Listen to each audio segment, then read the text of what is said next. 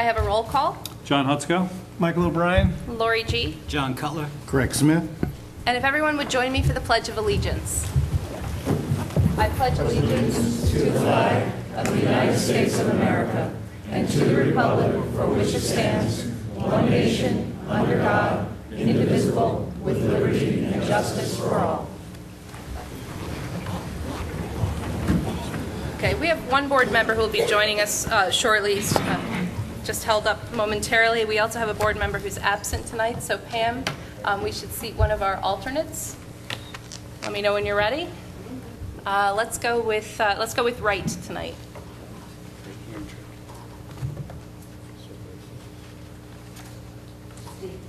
Okay, Steve Caswell, if I could have you come up and be seated.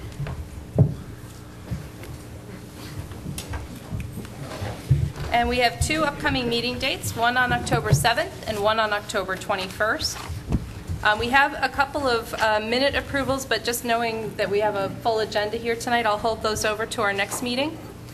So the first item on our agenda tonight is an adjourned public hearing for the Hopewell Sports Dome site plan on Auditorium Drive and Route 52. Good evening, Madam Chairman, members of the board. Again, I'm Steve Feinstein, attorney for the project. Okay, and do I have a motion to reopen the public hearing? So moved. And a second? Second. All in favor? Aye. Great. Sorry, thank you. No problem. I'm still Steve Feinstein, your representing the project. Good evening again. We are back this evening. Fortunately, Dan Fraioli's son successfully went through the surgery that caused him to miss the last meeting. He's here along with Denise Fraioli. Donato Fraioli, the chairman of Asadi, is also here, as are our professionals, Chris Lapine and Steve Trinkus. And we are ready to go forward with any questions, any follow-ups, any questions you may have or the professionals may have. We did hopefully successfully augment and supplement that which was necessary based on the last meeting. So we're ready to respond to any inquiries you may have at this juncture. Okay, I think we left you at the end of the last meeting with a few things you were going to come back to us with. Do you want to just give us a quick update on what you've submitted or what you've changed? Sure. Steve can go over and tell you what's been submitted. Okay. Steve Trinkus, engineer for the record. After the last meeting, we agreed to revise the plans and submit them by the Wednesday afterwards. They got there Thursday morning instead of the end of the day Wednesday to give Joe and Brendan ample time to review. Joe did have an additional letter last Monday and, comment, a lot of them very minor, some just simply typos. Two particular issues. We have no problem with revising the parking lot grade to 5% from 6 as a condition of approval and providing the hydraulic grade line analysis also as a condition of approval. I simply did not have time while Dan's son is fine. My mother had some cancer surgery yesterday, 7 hours, and came through it, so things look good, but the past week is kind of, you can imagine. So, but those were the two really big items in his memo, and we have no problem providing them. I simply just didn't have the time between last Monday and today. So. But the revised drawings we have do show the ball field being replaced with the basin and basin, the enlarged basin on the west basin on Brightland Solar with the plan date of August 27th, 2014. So. Okay.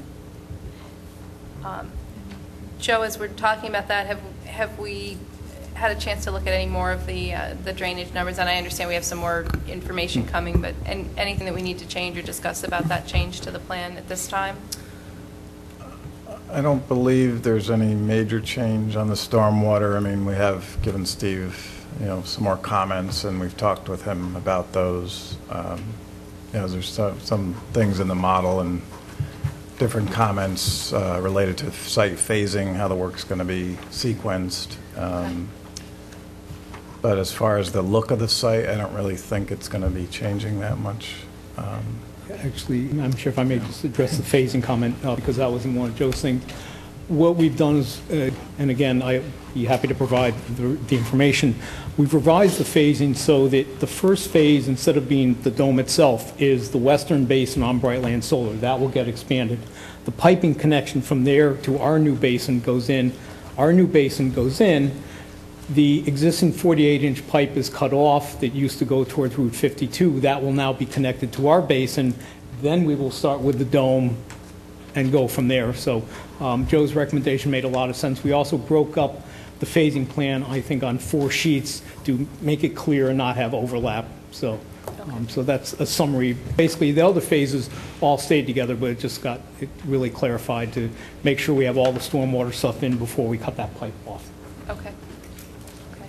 And then I know that we had changed the routing of some of the drainage to go to, is it Wikipe Creek instead of the other? So are there still numbers coming in with that analysis? No, those numbers were done. We have. Morris, Joe can speak to that, but Morris did the downstream analysis. Okay. We did a little further analysis beyond, we used Steve's HydroCAD information, but then we put that into the context of the overall watershed, and we looked at the stream.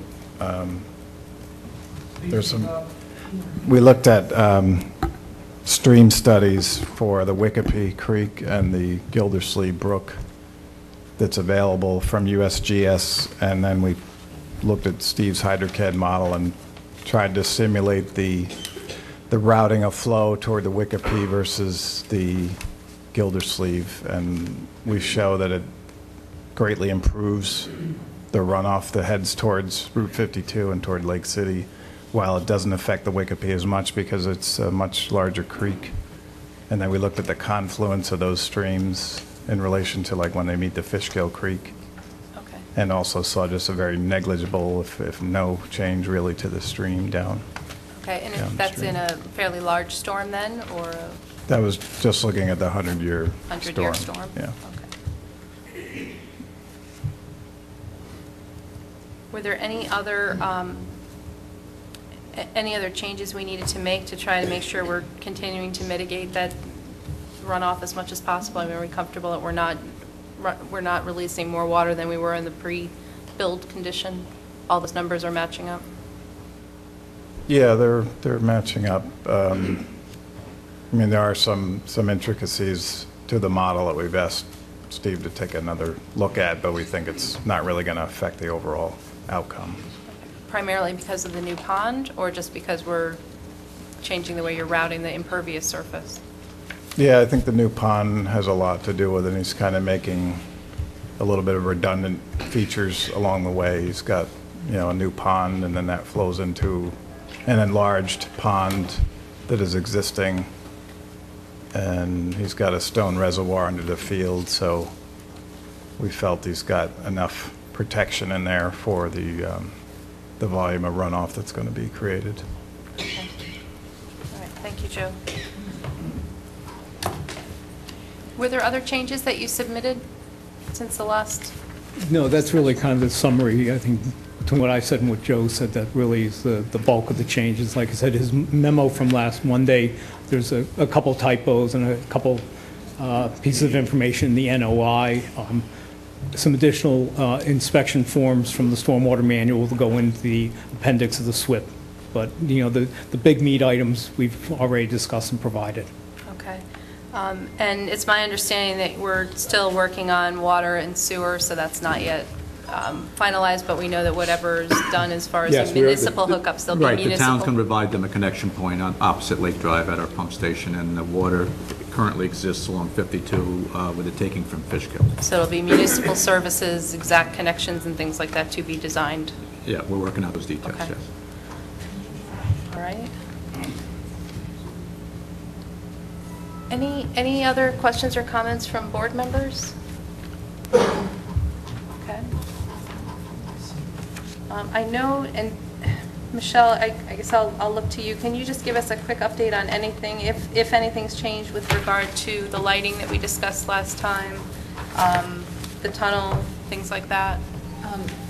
Not as of right now. Nothing's changed. I mean, nothing has changed currently. I would like to take another look at the landscape plan once everything's settled out with the stormwater, just to make sure that all the landscaping is in the same place as it was before they started all the stormwater moving around. And the lighting plan currently, we may want to consider just some additional lighting between where the edge of the property and the school, so that when kids are coming across, like in the winter months, from the corner of the property, And it's possible that the lighting that they'll have on the site would extend to that area, but I don't think it does, so we may ask them to maybe put a couple additional bollards or something in there so that it's And the it's field clear lights and- wouldn't be on in the The field winter lights wouldn't months? be, that's the Okay. issue, field lights wouldn't be on, Okay. and it may be darker in the evening, so we were thinking in that one corner, we may need to add some additional lighting. Okay. Would it still be on site, or do you think it would have to be in the right of way of the road? I think we could do it on site, Okay. but it would depend on the photometric plan. Okay. Okay, and with the tunnel, I think, did we have the final drawings for that? Or we? No, it was more kind of a schematic, if you would. I mean, it showed a location and gave some rough elevations, but we were seeking some more details on sizes and grading and a few other details related to that drainage. So that's something that you would provide? Yeah, the cattle crossing or the underground connection between the dome and the western ball fields, we showed how it could be done with full handicap access. But because building of that really hinges on one of two things, either the town taking over that road, making the connection out to Limekiln, or a traffic or a land use on the Brightland Solar property that would have a high traffic use. If they propose something there, we would then come back with a fully designed cattle crossing. We want to make sure that we have no conflicts with any of other utilities at this point. But we've shown that it is feasible to put on the site and make it fully handicap accessible. So Okay, so that's not something you're planning to build right away then? Is That's that what you're correct, saying? yeah. Okay, I didn't understand that. Thank Yeah. you for clarifying.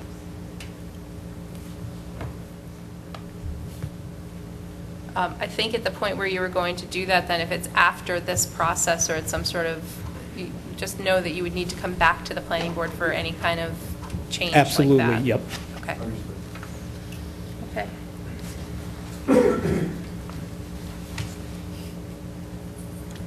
Brendan, do we have everything we need for the ancillary parking lot, the road layout, the internal circulation?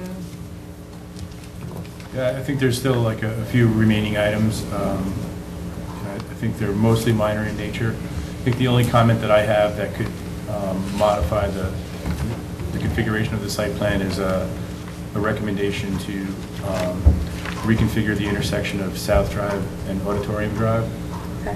where there's currently a raised island. I think the applicants proposed to make it a flush island, but I think in terms of better controlling traffic, it would be better if that was just a T intersection. Okay. And not, not having the island at all. Because initially that road was constructed to, provide internal circulation, not a connection to.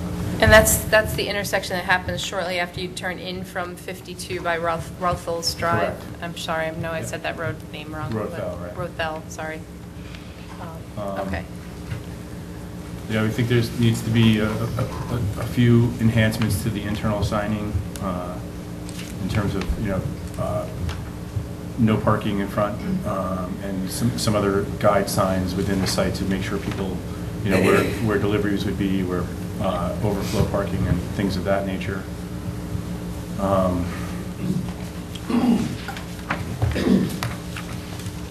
I think they've shown their truck tracking diagrams. There needs to be some enhancements of them, but they have demonstrated that the site can accommodate those vehicles. We're just going to ask for a little bit more detail in some areas. We also are going to work with the applicant to submit to the DOT a request to have that signal at Rothel Drive reactivated. Okay. And if that's successful, we also want to then explore the opportunity of being able to provide a pedestrian crossing there. Okay. And that gets back to the cattle crossing tunnel under the road, or pedestrian crossing across 52? Yeah, currently right now, across 52. Okay. Currently right now, they're proposing to extend sidewalks out to that intersection. Okay. And are we asking for that signal to be turned back on permanently 24 hours a day, or just during Yes. events, or? No, permanently 24 hours a day, yes. Okay. Currently, the DOT doesn't seem to be willing to entertain any option other than turning it back on. They don't Okay. like part-time signals. Okay. So, But we've had several projects, and this is probably the one that's going to put the most amount of traffic at that light, so it probably makes sense to do that. Brendan, do we have a sense of when we would hear back from the DOT, or have we already made the request, or we're going? We have made the request. I mean, they're aware of this project. You know, they've seen the project through the seeker process. We haven't made a formal request, but we plan to do that shortly. Okay. Okay. Thank you. Anything else to go over before we open for public comment? And maybe what I would do is just, if I could have the applicant, because I know there may be some new folks here tonight that weren't here the last time. Do you want to just give us maybe the 4 or 5 minute overview of the project itself? Sure. And let's make sure we have a picture of the overall site up on the board if we could. Just the site plan? And then what we'll do is we'll open for public comment. And members of the public, I realize there's a lot of us here this evening. I want to assure you that everyone will have a turn to speak when we're ready, and we're not ready yet, but when we're ready, we'll ask you to come up. We have a sign-in sheet, and then we'll call you in the order that you sign in. So you'll be able to come up and sign in on the clipboard, and unless you were the first person, we just ask that you would return to your seats, and then we'll call you up in the order that you signed in. And go ahead if you don't mind giving us just a quick overview. And then Yeah, absolutely. On the video, you can see an overview of the site. Now, as I mentioned at the last public hearing, the field that's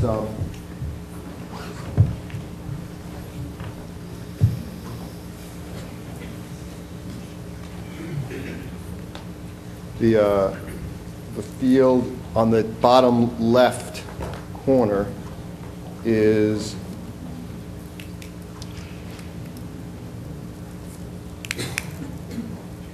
okay.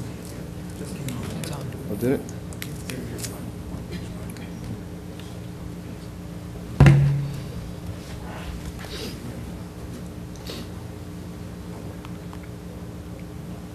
I hit it. There we go. I'll get a hold. Got it. Sorry about that. This field Okay. has been removed, so you have the 4 outdoor fields, 2 full-size and the 2 of the smaller size fields. And then this is the air-supported structure shown here, and as indicated, here are the dimensions. I'm sorry, could you speak up a little, because there's noise out there. Oh. Yeah, and you know what? Gosh, I wish we could pull the doors closed. There is a lot of echoing coming in. I can speak louder. It's not a problem. Speak louder then. Good. And if you want, you can just pull the mic a little bit closer to you, because that is live. It should. Okay. There's 4 outdoor fields, plus the air-supported structure. The dimensions of the structure are shown up here at the top. 468 by 740 by 160 feet high. And there are, and I'll show you some of the interior configurations. This is the what I'll refer to as the standard configuration. 4 indoor baseball fields and a series of multi-purpose fields. Here there are 4 shown, along with the indoor retail, restaurant, observation deck, along with batting cages, check-in facilities for the kids. So this is one of the standard configurations. We also have, that's an aerial shot of the facility. You get to see the observation areas that are up here. And on this side, you have the 4 sports fields and 2 of the 4 baseball fields. But the fields can be reconfigured as necessary. This gives you a better indication of what the indoor deck looks like. You'll have pedestrian access to all 3 levels, batting cages here, food service in here, bleacher areas for spectators and family members here, and it's accessible from both sides. You'll enter the structure and check in through here, so it serves a number of purposes. Here's a visual from the field back towards the deck and observation area. This is a rendering of the food service so that you can have something to eat while watching the events. And of course, the batting cages are also there, along with the stadium-style seating. And on this one, you can see there's you get up to the upper deck and you can watch the events from there as well. The standard configuration mentioned earlier is the 4 all-sports fields and the 4 baseball fields, but the configurations are numerous, and depending upon what's needed, they can be reconfigured for all baseball, for all multi-sport, and just about every other combination you can think of for everything from field sports to baseball. So that's an overview of the physicality of the structure, and we talked at great length about the tournaments and league play that's at the heart of the baseball side of this, and how important that can be to the local economy, bringing folks to town for weekend tournaments and events, oftentimes coming with their family, most often staying in local motels and hotels, eating at local restaurants. And there was a great number of statistics that I was able to provide about the impact that these types of facilities have had in other places around the country, not to suggest the identical numerical income and benefit, but to indicate that where these facilities exist, whether they be all outdoor or not, there is a great boost to the local economy because of the size of the participation. These were 3 facilities that were a guide to us in terms of how they operate and why they're so necessary and useful. There are 2 Cal Ripken facilities, one in Aberdeen, Maryland, and one in Myrtle Beach, South Carolina, and of course Cooperstown, Dreams Park up in Cooperstown that provided a great model for us for the baseball uses side of this. And of course there's other facilities like it in different parts of the country. There's the Panama City, Florida location, which brought in $7 million of local revenue by running 8 annual tournaments at a facility of this size, which, although it's not indoor, they don't need it indoor in Panama City Beach, Florida, but similar number of fields. There's the facility which the folks that are involved in this kind of operation know very well down in Rehoboth Beach, Delaware, and their tourism manager indicated that for fiscal year 2013, there was about $17.5 million brought into the local economy by virtue of the tournaments that they run at that location. So it's one of the reasons why we think it'll be, even for those who don't participate and whose children don't participate or whose grandchildren don't participate directly in the sports, there will be a benefit to the local economy from having this kind of vibrant, healthful, youthful operation in the town. And I don't think you put it up. I think one of your slides had the standard hours of operation. Do you have those just to review with us as well? Sure. I'm not sure about the slide. Dan, did you want to go over the hours? Yeah. That'd be great. As many of you know, Dan Fraioli is leading the project on many levels. Hello, everyone. Hi. Great to be back here again and see you all. Operation hours, we're planning on opening 7 a.m. On the weekends and probably running until 1 a.m. during the week. Our model is based on a 3 o'clock to 1 a.m. Play, but we know that there will be things going on in the daytime hours while the kids are in school. We're not sure. We haven't decided on the programs yet, but we expect to be a 7 a.m. to 1 a.m. operation, Okay. At max. Okay. Obviously, the adults coming in there to play softball and league play after the 10 o'clock hour. Okay. During the week. And I know that you need to go to the town board for a special permit or 2, probably one for indoor and one for outdoor recreation for this. You've been to the town board, and have you received those permits, or are you still pursuing those permits? We have not received any permitting at all. We just have requests in and, again, described what our operation would ultimately look like. Okay.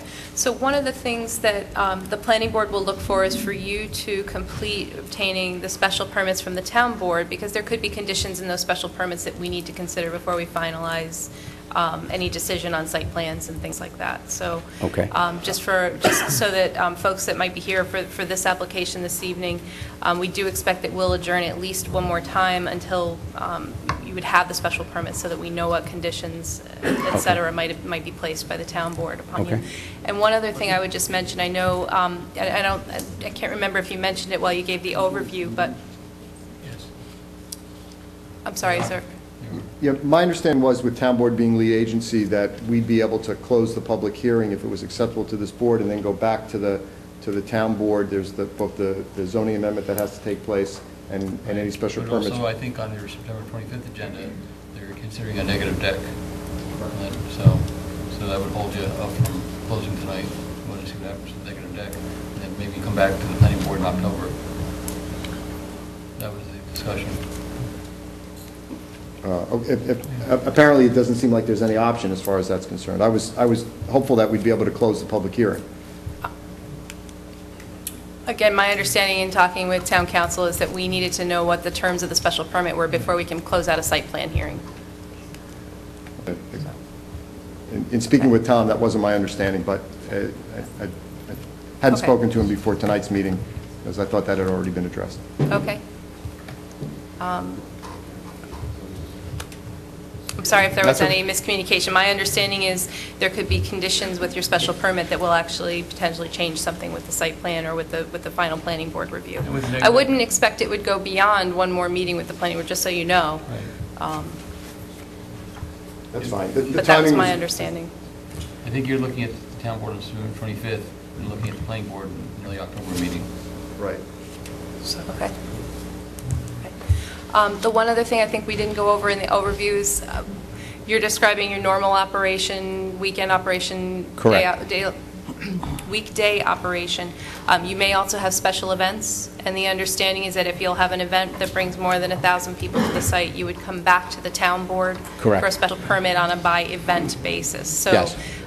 there may be tournaments and things like that that reach that level, and in the event that that was going to occur, you'd be coming back to the town board each event, and you'd get a special permit for that particular event. Correct. That's what we And again, I'm just understand. explaining that because I know there may be some folks Sure. here that No, no. that weren't here at the last meeting, but that would be our expectation. And then I think the only other thing that, and Michelle, maybe, Sorry, he's just Oh, I'm asking sorry. a question I was about the Okay. secret process, and I'm explaining to him that the town board is the lead agency for this particular project, and that there's, they issue the special permit, and also will do the neg deck, they'll vote on the neg deck, and they plan to do that, I believe, at the September 25th meeting, and then you would come back for continuation of site plan, which is through the planning board.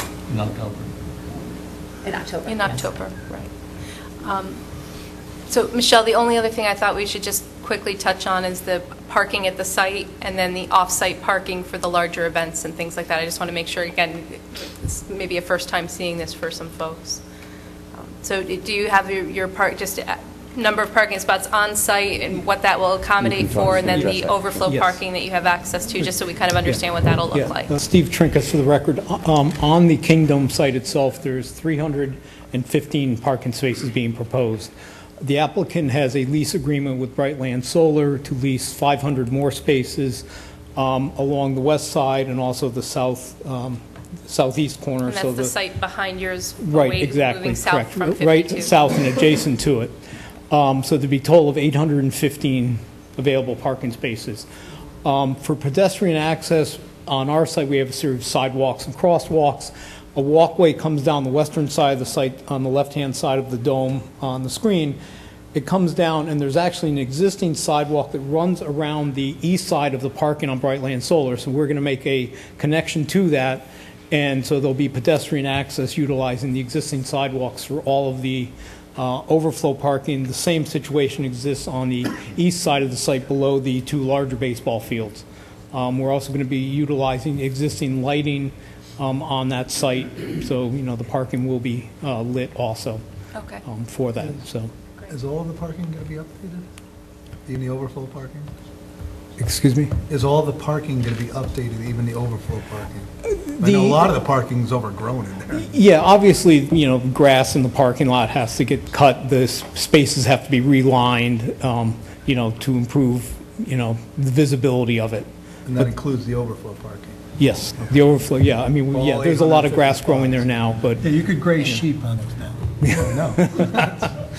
well, I'm not so, well, maybe goats, but, you know, it's a possibility, but no, obviously they would be, you know, you've got to make it accessible and safe for people to use it. So- Right, right. And then, Michelle, I think we did also have one other concern about getting folks from the overflow parking into the structure. Are we comfortable? We've got the sidewalks laid out now. Yes, they've provided access pathways, and I believe they've also shown bollard lighting in those areas so Yeah, that to get- that you Okay. can get Right. from the Correct. From overflow the parking. overflow parking into this, okay. Yep. Site. Great. Okay.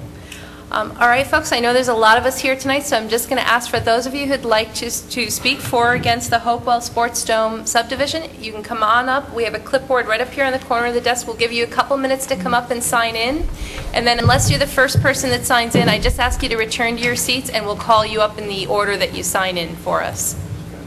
We ask you to sign in because we need to capture your names for the minutes, and so I appreciate your patience while we take care of that.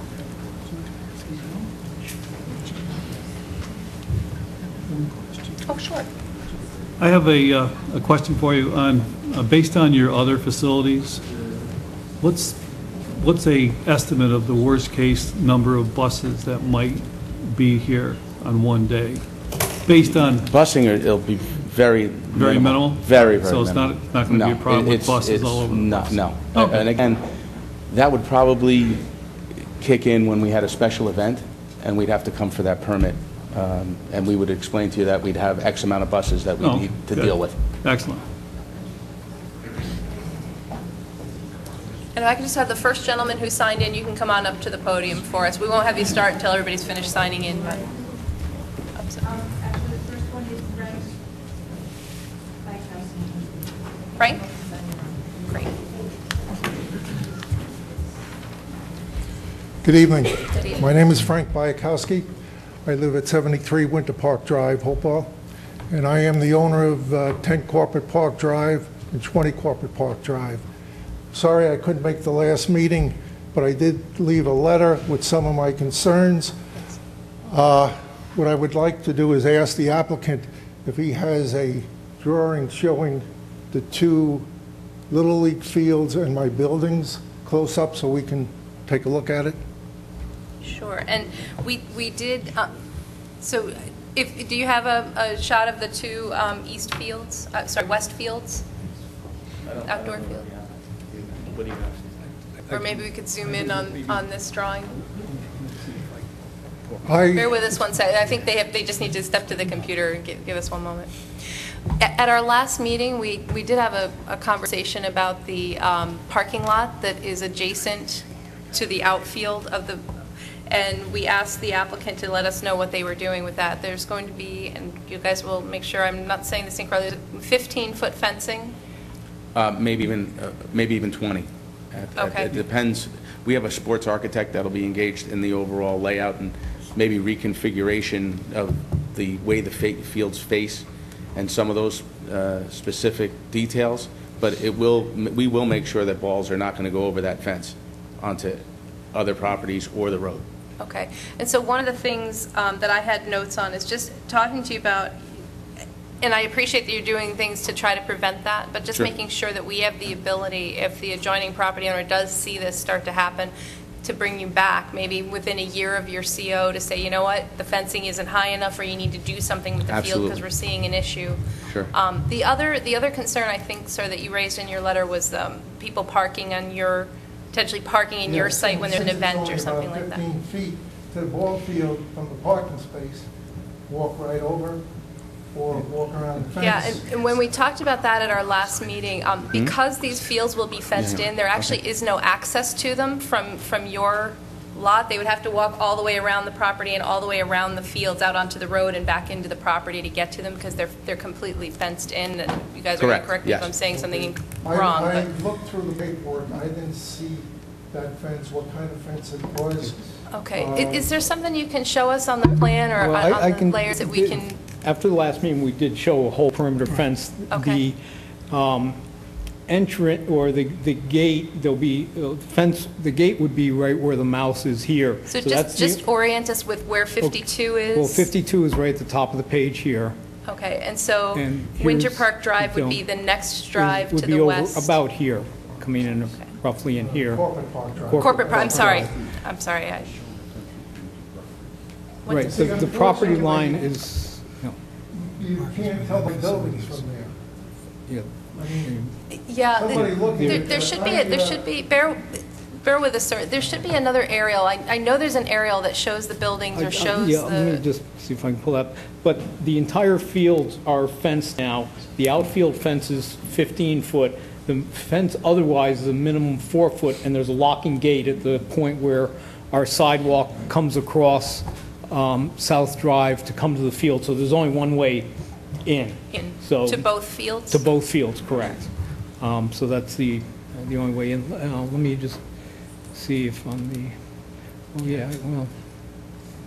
That's good, isn't it? That, if you can magnify that one, that's Yeah, I don't know. closer. Yeah, it's a little hard to magnify the Because the other PowerPoint, but you thing can. we have there is a parking lot, and part of our concern was, it's one thing for a fly ball to hit a roof building, but if it's hitting a car or it's hitting a pedestrian, we just want to make sure that, Yeah, if we for the need s- to, we can get yeah. you back in and get it The roof fixed. is a metal roof, and walls will be dense in the middle. I mean, these are the smaller fields. These are for, your 7th, 8th graders.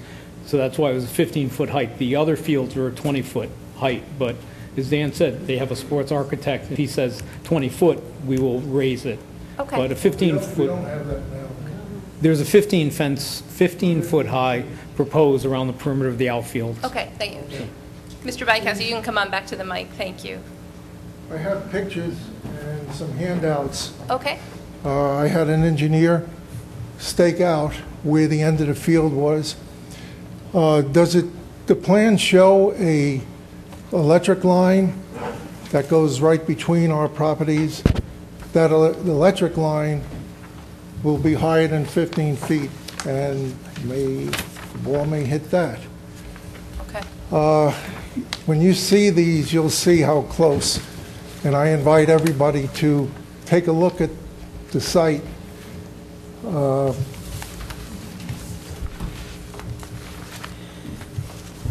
Yeah, I think, The buildings are fully occupied, and there are large windows. Here is the line. I just want to keep you next to the mic, otherwise we can't pick up your comments. I'm sorry, sir. But we can, if you hold it up, we can see that. You can see the large windows here. And the actual line is like, what, Bill? The plan, I mean, public hearing. Bill Colval, I'm with Frank Bykowski, representing East Fishkill Corporate Parks. What Frank's trying to say, we took a look at the site plan, and from the scaling on the map, we overlaid that on a survey that we had, because we just did a site plan not too long ago, so we have recent survey information. Right. So we overlaid the fields on that survey map, and there's it's a slight skew, but it's 6 to 7 feet off the property line.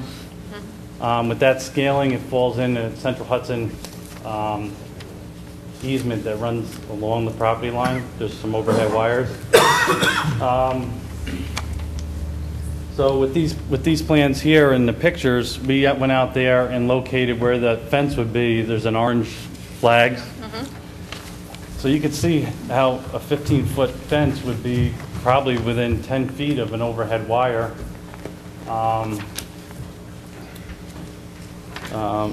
And that's shown on the plan. So the big concern with this is just a single home run, just one home run will cause damage if it hits a metal building.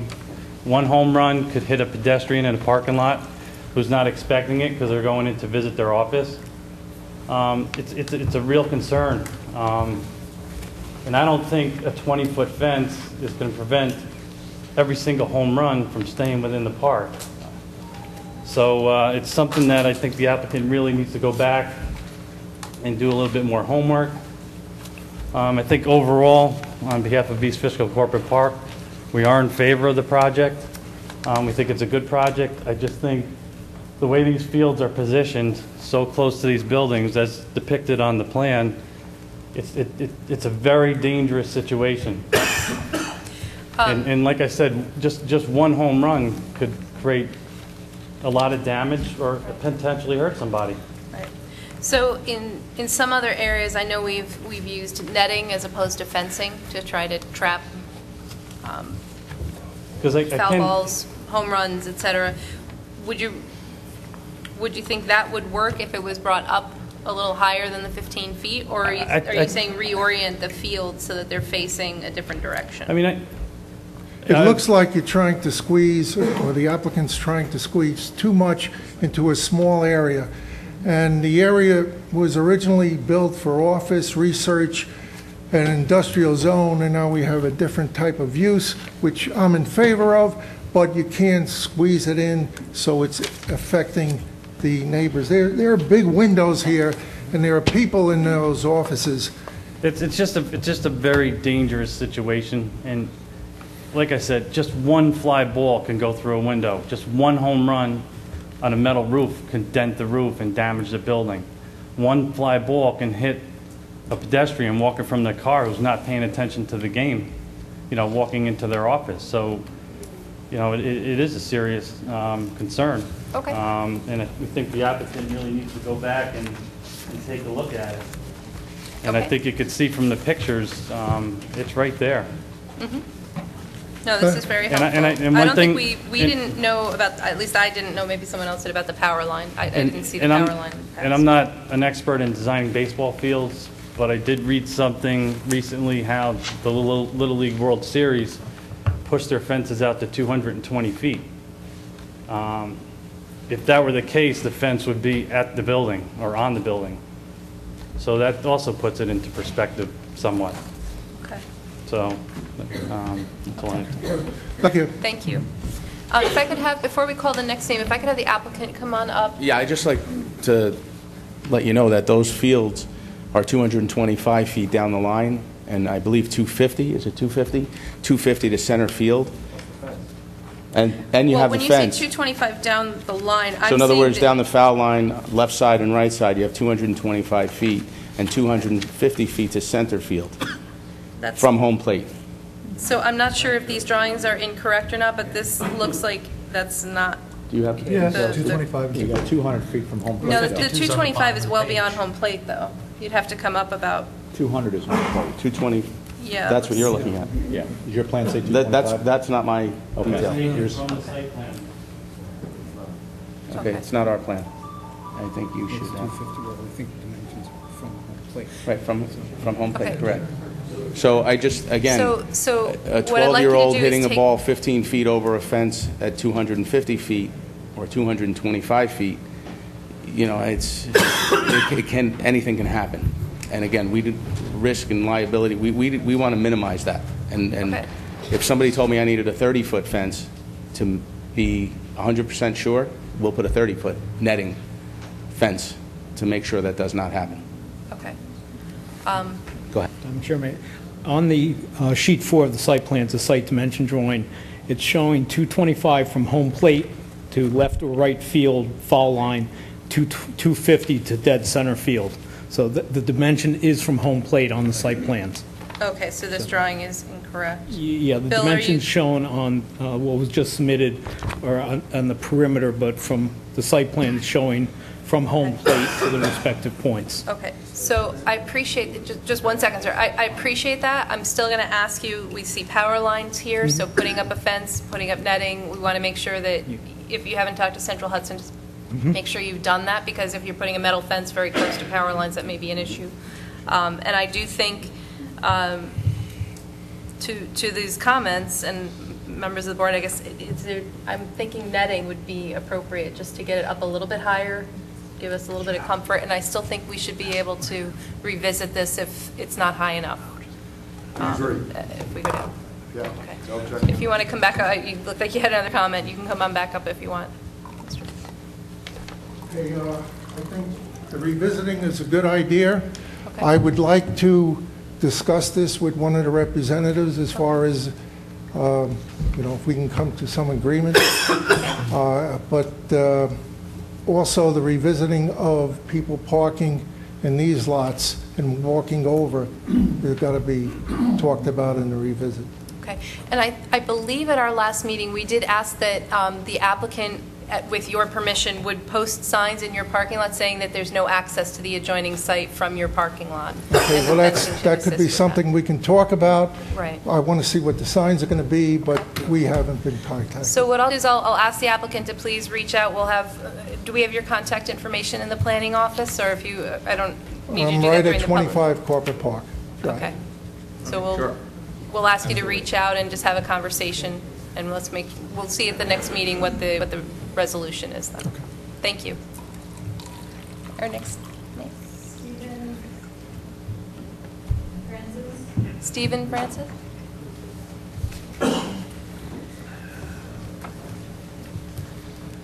Good evening, I'm Steve Franzen. I live at 5 Rothel Drive, which is pretty much across the street from the Sports Dome. He has a very valid point. I didn't realize until he mentioned it that there is a power line, and that's an easement, and their fields are going to be on them. And I don't think Central Hudson's going to allow it. That's my opinion. We'll have the applicant follow up with Central Hudson, that's absolutely. your business, but I'll find that out myself. I'm just going to have you lean closer to the mic for us. We're having a hard time hearing you. Last time I was here, one of the things I noticed about the parking, I'm going to start with the parking, was the big buses. Now, the gentleman here asked about how many buses were going to be there at even a main event, and all the answer was minimum. What is minimum? Okay. I mean, some events, a minimum could be 50 buses. And I asked whether they were going to park them because they pointed out in their diagram, buses were going to pull in, you're going to be able to have 3 there at a time to unload and leave the property. And I had pointed out to the board is where they're going to go to. A bus driver is going to go find a place to park. And if it's in my neighborhood, it's not going to be, it's a project like this is encroaching into everybody. And it's encroaching into this gentleman who's going to have to deal with people parking his lot. Because I'll tell you what, people see a closer place to park, they're going to go there and try it. And then he has to fight with them. And I'm going to have to fight with buses parking in my neighborhood because it's a place to park and wait for the game to be over. Because they didn't show any parking for buses on their property. Okay. Whether it be a school bus or a big cruiser bus. Sewage, no one's mentioned sewage tonight. And they're already talking about shutting down the public meeting here, and you don't even have a finalized site plan. And you had 3 choices on sewage. What we said at the beginning of the meeting is that they're still working that out. We don't have an answer tonight. We're not closing the public hearing. It just scares me that to be clear. when we went through the gas station stint, the gentleman who owned the gas station, Mr. Nezhawit, stood up in the August meeting saying, I have a deal. I don't want to jump through these hoops for. So when I heard Mr. Feinstein stand up saying, I thought we were going to close this to public meeting, and we don't have a final site plan, and we're not even mentioning sewage yet. And I know one of the past buyers of the property was going to put their own sewage treatment plant on site and then haul the waste away and dump the treated water into the Wickeby Creek. But that was a long time ago, so we still don't have a sewage plan yet.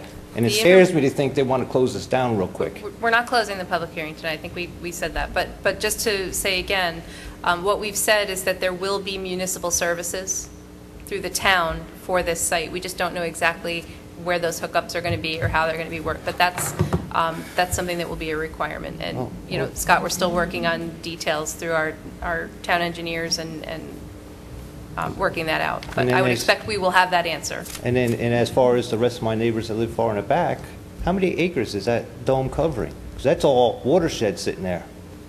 And that cover is going to shed off a lot of water, and the Wickeby Creek might be a different route of guiding the water. It's a creek that doesn't flow, because if you looked at it this past week, it's just the water stagnant, it's sitting there, but it's full. So it's one of those creeks that if water isn't pushing it, it doesn't move. And it still ends up in the Fishkill Creek. And so does the other creek that hooks around the right. It's like I mentioned, the last meeting was the pipe ends at the end of the property and no one cares where it goes. And here we're adding more to it. And the doctor's office across the street is adding more parking lot because they're going to put the new building set back further and add more blacktop. And then you have the new strip of stores going up at the corner, there's more blacktop. So we're constantly adding to the drain pipe, but the drain pipe isn't getting bigger. So I really feel that here you are covering up acreage, lots of acreage, that's just natural watershed.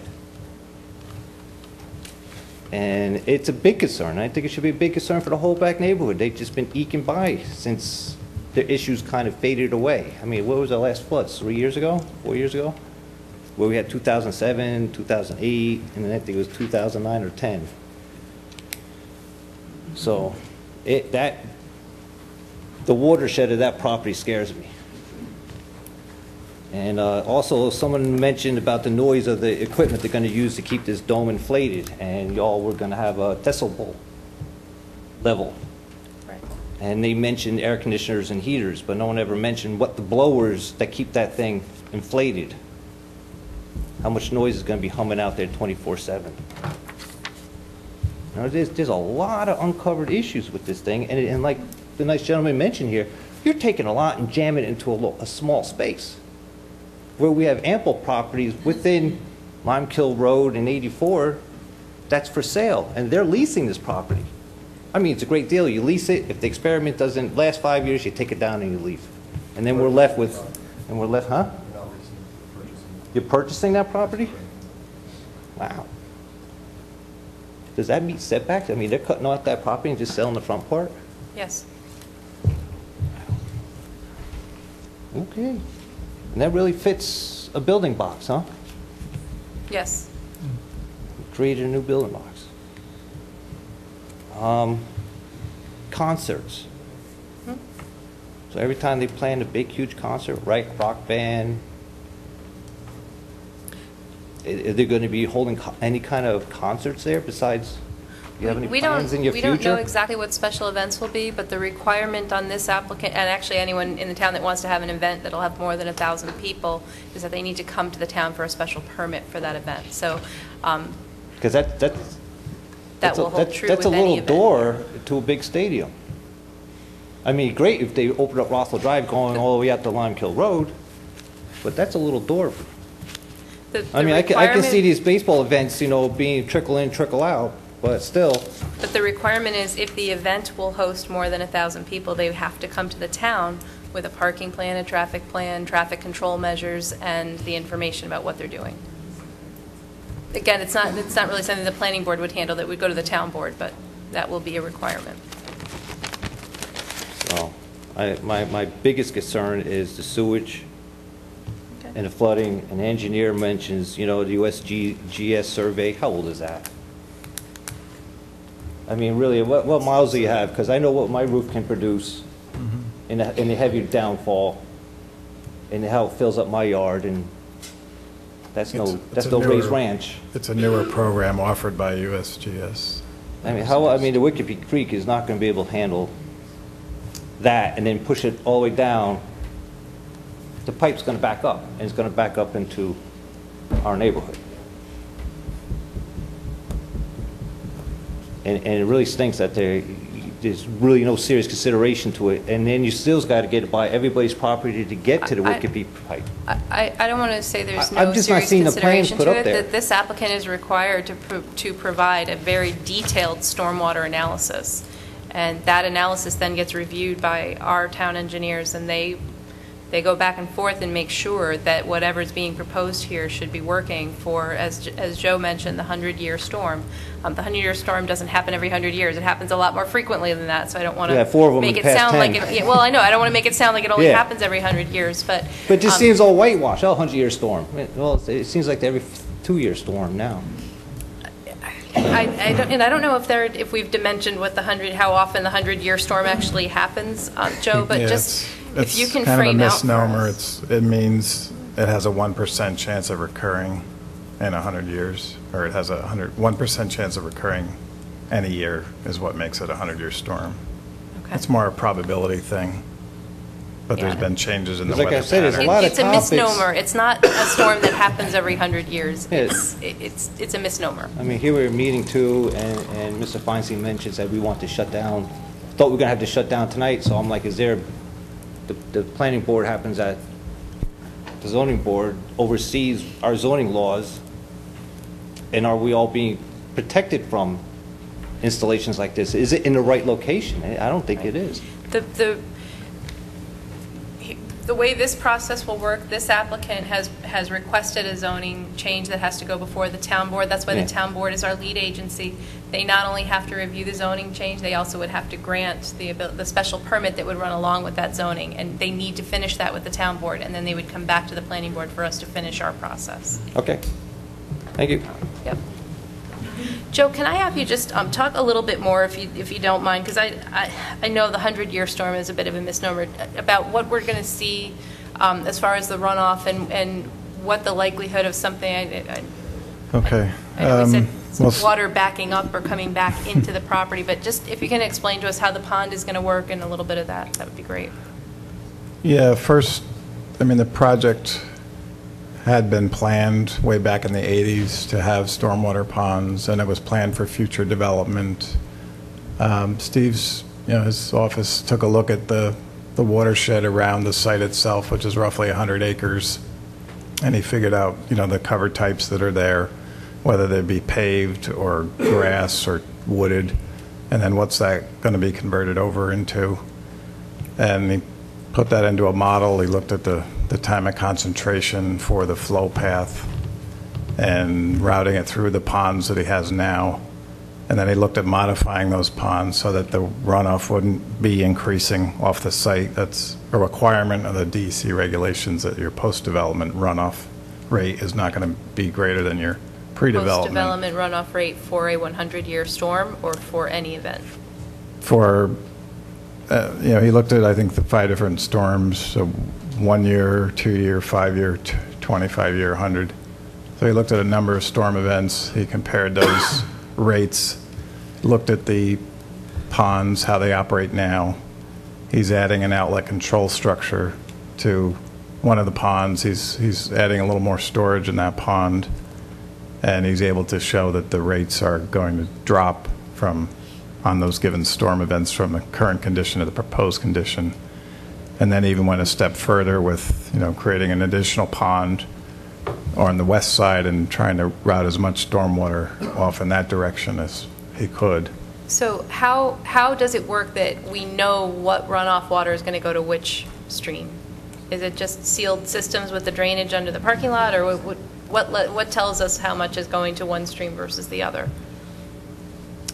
It's a lot of it's based on a HydroCAD program, which is TR55 method of analyzing the storm, and it's it's a program that's put out and it's widely used across the industry. I think simply put, to answer your question, to keep it simple, I mean, within the site, there's different watersheds within the site. Mm-hmm. And through the piping network is how it gets routed one direction or the other. That's what I'm trying to get to. So I mean, these watersheds are defined within the site. So the piping network isn't open to both to outlets in both streams? This portion flows this way, this portion flows that way, the pipes take it and route it from there. Okay. And they don't back and up into each other? And it's clearly shown on the plan. Yeah. Okay. Yeah. All right. All right. Thank you. Yeah, as part of the work, though, he's physically rerouting sections. He's taken out one pipe out of service, replacing that and running it almost the opposite direction. So that's how we know he's actually shifting the flow from one side to the other. And that's how we know which water that hits the site goes in which direction. Correct. Okay. All right. Okay. Decibel levels, we did talk about that at the last meeting. Did you get us the specs on the units you're installing so we know what those noises will be at the edge of property? Yeah, you want to talk about that? Dan Fraioli can give you some more information on the units themselves. Okay.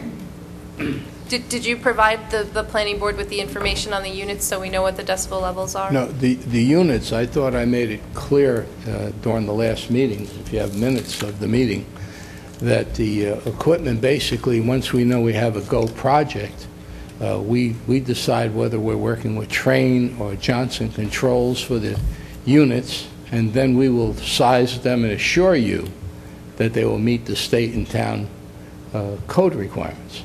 That's standard practice that we've provided to all the projects that we have erected around the country.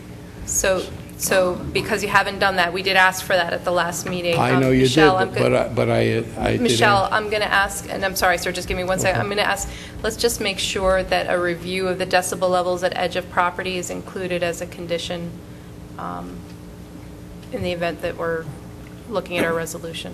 Because that was a question that was asked. We did ask if you could provide that. I understand if you haven't settled on equipment yet, but that is something that it's common for us to ask for that, especially in a structure. And you're entitled to it. It's just that when we do our submittals as a practice, we submit you the final equipments, as well as we even test them as they're pre-manufactured at the factory, and they do decibel readings from the equipment, and we record them before we let them out of the manufacturing facility to assure they meet your code requirements.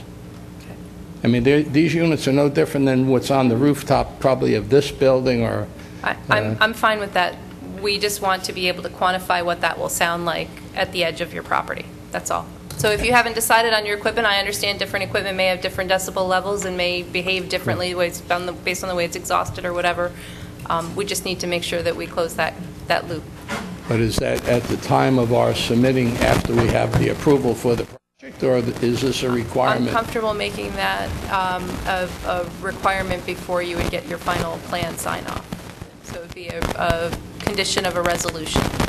But can't we just have not to exceed the level in the code? I think we need to have that, but I also think we need to know that what that will be. They have to provide something that says, here's the equipment we're buying and here's how it's rated. But if we have a limit of 71 decibels, as long as engineering But I think it needs to be a reviews it. condition in the resolution if we don't know what the equipment will be yet. But not to exceed that limit. Right. Because what he's saying is it's going to take him some time to nail down his manufacturer I and understand. finalize that piece of But he's equipment. committing to meet the goal, so Right. And the burden is on him to meet that maximum level.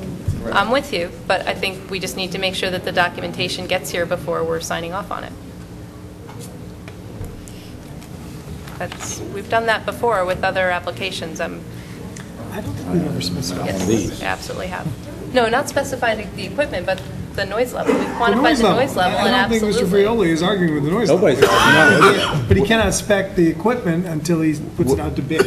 So What I'm suggesting is that if it's a condition of the resolution that says that he needs to meet at edge of property the noise ordinance for the town, and he's going to have to provide whatever documentation is necessary at the point where he settles on his equipment. Would it be... That's what I said. Okay. Thank you.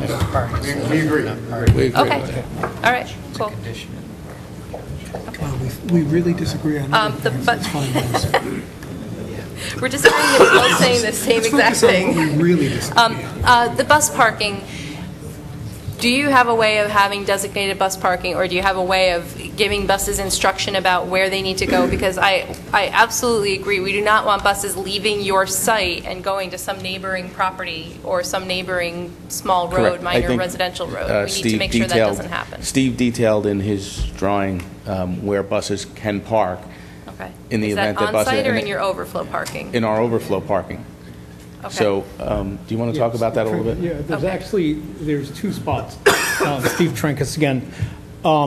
In the upper left corner of the dome between that and Auditorium Drive, we have a bus pull-off zone for drop-off. There's also room to park 3 coach buses there. Mm-hmm. If we need more, they would come down South Road to the southernmost overflow parking area, and they could park in there. You know, they can go in there and out if they need to turn around. But as Dan said, you know, the buses drop off kids, they go elsewhere, the drivers go elsewhere, and then they come back. So I think the concern is, where is the elsewhere? Because Well, the elsewhere, well, if it's having- off your site, you have neighboring property owners that are saying, we don't want buses on our site. So we just need to understand what that First of all, elsewhere I would can't be. believe any bus driver wouldn't just pull in like John Jay or something at night, or on those roads, all the miles of roads that are still on site behind the solar plant. I mean, it goes. What we can assure you is that in the experience of other facilities like this, and I know the question was asked about what's minimal, what's not minimal, these are not events, especially when you get a lot of people. These are not events where teams come on buses. That's not generally how this is done. This is parents taking their 8, 9, 10, 11, and 12-year-olds. That's what this is being built for. So when we say minimal, we're talking about 3, 4, 5 buses on a busy bus day. But even if there's more buses than that, We are happy to make certain that there are instructions given to every bus driver that they are not to park on any residential roads in the town, that where they generally park, in most cases, is in large school lots, municipal lots, hotel parking lots. That's where the large buses go. They don't stay on site because it's hours and hours of time that they're there. So they go into these larger commercial areas, but we can assure you that we will instruct them in writing if necessary that they are not to park in residential neighborhoods, and we will police that. If we hear that they're not listening, they'll be told that if they do it again, they're not welcome back to our facility. We want to be good neighbors. Can I have and I'm sorry, just folks in the audience, we're picking up a lot of conversations right now. Our mics are picking up that. So if I can just ask that we're respectful of the folks at the podium so we can hear all of the discussion. The only time, if a bus would enter the property outside of an event, a special event that we would come to for you to get a special permit, would be a long-term travel for somebody, that where the bus was dropping off. My experience with my own children, when we go to Cooperstown, we charter a bus and it just takes us up there, and then the bus leaves and never comes back. They go home with their parents. It will be very rare, and again, from my perspective, we may not even see a bus on this facility unless it's a special event, and that's the only time I really think, and that's why we incorporated bus. But not to think that there's going to be a general practice here. It's not. There's the affordability for a team to come and pay for a bus to bring a Little League baseball team. It's impractical. It doesn't even make sense to hire a bus. I mean, it's not that type of event. We're having localized tournaments where you can, unless it's an extreme burden on a team and they're financially in pretty good shape to be able to do that. I do not foresee buses coming into this, and unless it's a special event. Okay, not even school buses? I don't believe there will be. I mean, again, who's going to pay for that school bus to come there? Do you think the towns are going to do that and come to our events? I mean, it doesn't make sense. I mean, if John Jay is going to come over, they're going to walk over. I mean, who would bus to our facility to do? Again, we're a venue spot, so on a school bus, to have an entire team, it's nothing that I've experienced in 15 years of dealing with baseball, soccer, and lacrosse. It just doesn't. A very quick answer to this. Where do we stand with the access through Perona Road? Isn't the town pursuing that? Pursuing that with IBM, that's correct. Right. Well, if that gets opened up, bus parking is, again, there's so much parking at the bottom of that hill, and then going up that hill, and the road that arcs around that's cut off at the bottom of that. I just don't think it's going to be needed. But again, it's even if there were, you could park 30 or 40 buses easily on that road. Okay. Thank you. What's our next name? Bill? Bill Green, Recreation Director. I'll be very brief because we have a lot of people here. I sent you, each member of the Planning Board, a letter telling you how, from myself, but I believe I'm speaking for all of Recreation, we're totally in favor of this project. I'm not here with clipboards, with maps, with diagrams. I'm here to tell you that the end result of this facility will be beneficial to all ages. I've been involved in sports and recreation, coaching, officiating, recreation, playing for 50 years. We have a sign on our door, kids in sports, stay out of courts. The end result, after everything is settled, is that this facility will be used not only by youngsters, but adults, senior citizens, spectators, and people will be able to get off the streets instead of kids in the parking lot on their skateboards and their bikes. Maybe we get them to play some baseball or some softball or some lacrosse. The main reason I'm for it is that I've seen the benefit of sports, and we in this town put a dome up for a vote 6 years ago that went down by 50 votes that would have alleviated a lot of problems we're having with bad weather. You don't have bad weather in a dome. In fact, we could have used your dome on Sunday or Saturday for our community day when it started to rain. Events in a dome go on, and I've been involved in tournaments, bringing up buses You're wasting your time. People come, as they said, they bring their kids, they watch the game, they leave. One team comes, another team goes. I think if you're worried about parking and buses and transportation, don't worry about it. Worry about getting this facility voted on so the people in this area will have a facility. And I know it's private, but the schools and we in the town will also benefit from it. So please, move along. I think you're making the right decision when this is approved. Thank you. Thank you. Thank you. Who's our next name? Did you say Joan? Jim. Jim. Sorry, Jim.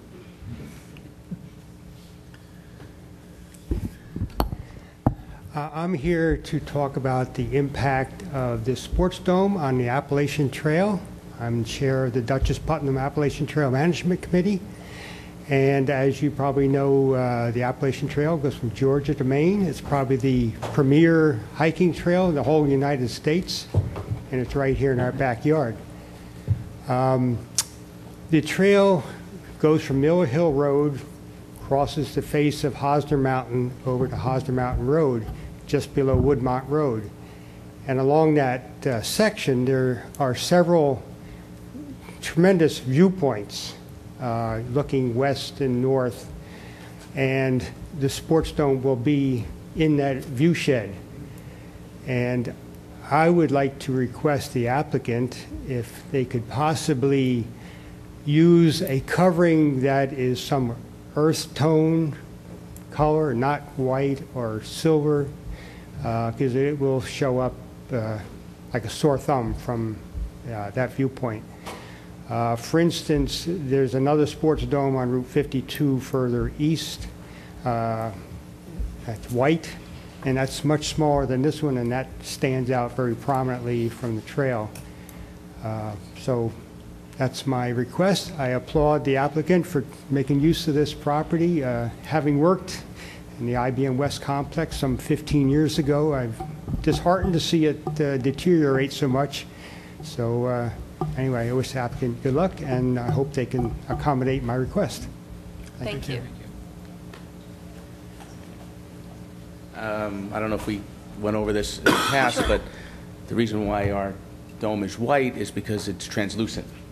And to be as green as we can possibly be in energy consumption, if you can imagine the lighting that it would take if that structure was not translucent, we'd be consuming a lot of energy.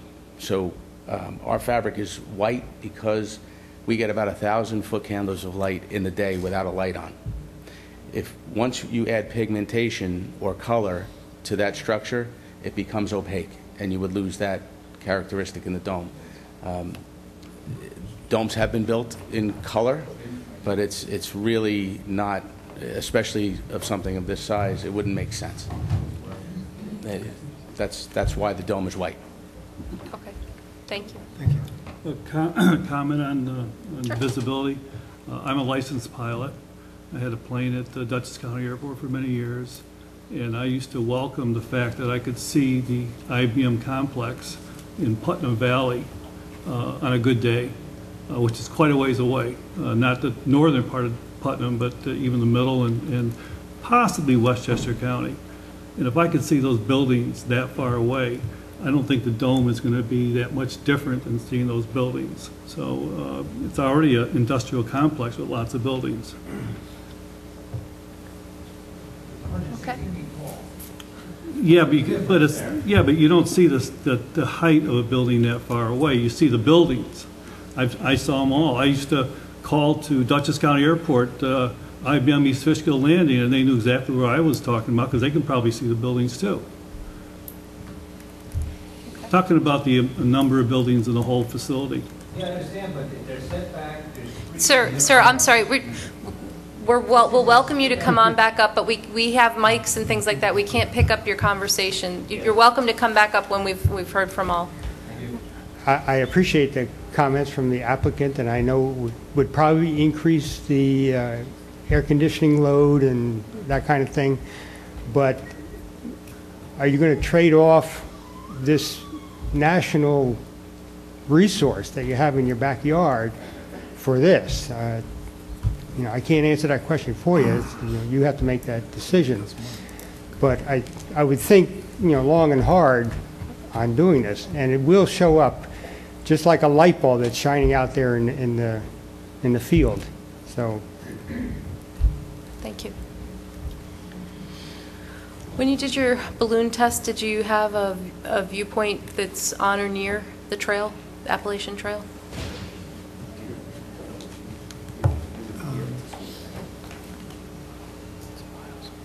We didn't have one exactly at or near the Appalachian Trail, but we did a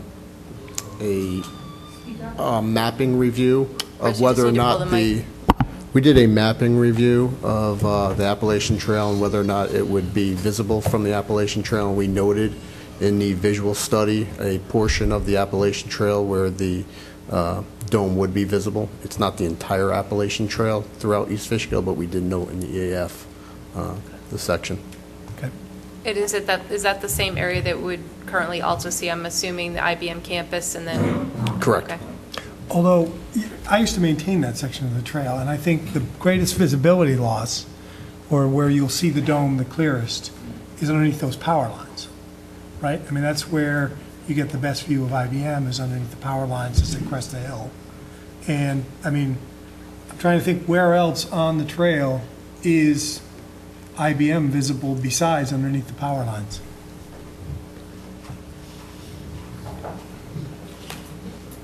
The trail crosses the Con Ed power lines a little bit south of the highest ridge of the point, so one would have to walk off the trail to the top of that ridge to look down on IBM. Right. So, right. That's... But whereabouts? I mean, like Table Rock, it's not visible. You can't see that far. You won't be able to see the dome from Table Rock. The trail crosses the Teutonic Parkway and goes off Rockledge Road and then into the woods. Okay. And it's sort of just below Woodmont Road. Okay. And it stays on the face of that mountain just below the houses up there. And then once it gets just past the Probst house, it goes over the ridge. So along that stretch, there are, I think, 3 viewpoints to the west and north. I didn't maintain that section. I forgot about that. Thank you. Okay. Thank you, sir. Alan?